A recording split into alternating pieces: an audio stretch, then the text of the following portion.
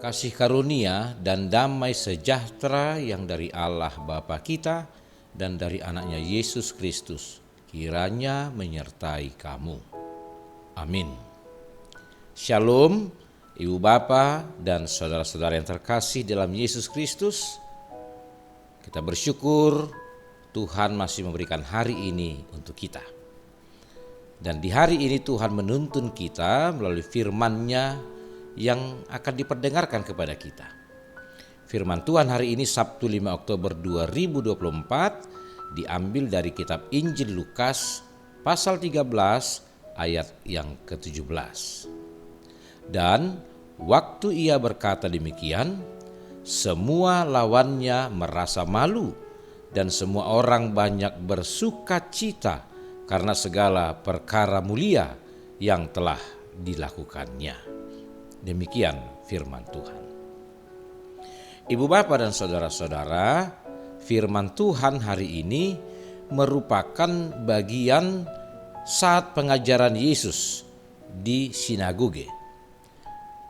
Ketika itu tepat pada hari Sabat.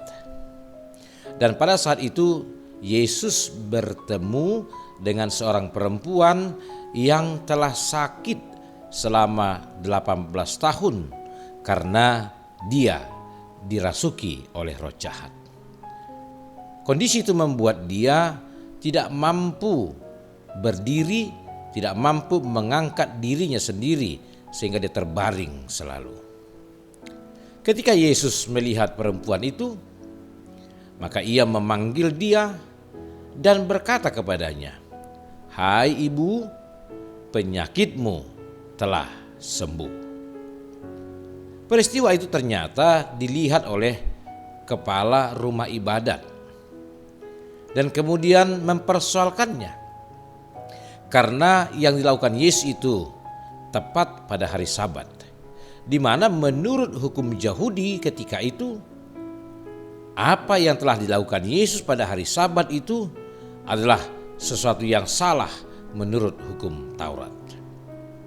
Tetapi kemudian Yesus memberi respon atas sikap kepala rumah ibadah dengan mengatakan kepada dia bahwa mereka adalah orang-orang munafik yang selalu mempersoalkan Taurat bagi orang lain, sementara mereka sendiri pun selalu melanggarnya. Saudara-saudaraku, dari kisah ini kita melihat bagaimana Yesus itu sungguh luar biasa.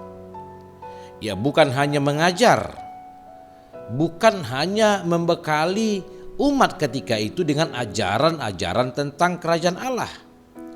Tetapi lebih dari itu, Yesus memberi kebahagiaan dengan selalu berbelas kasihan kepada setiap orang yang sedang menderita, kepada setiap orang yang sedang sengsara, dan Yesus membebaskan mereka.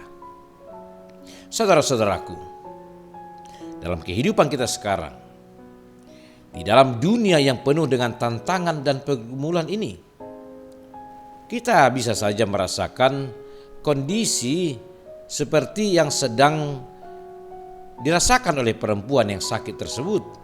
Kita berada di tengah-tengah tempat yang sangat kelam, yang menekan kita, yang membuat kita sepertinya tidak bisa bergerak secara bebas.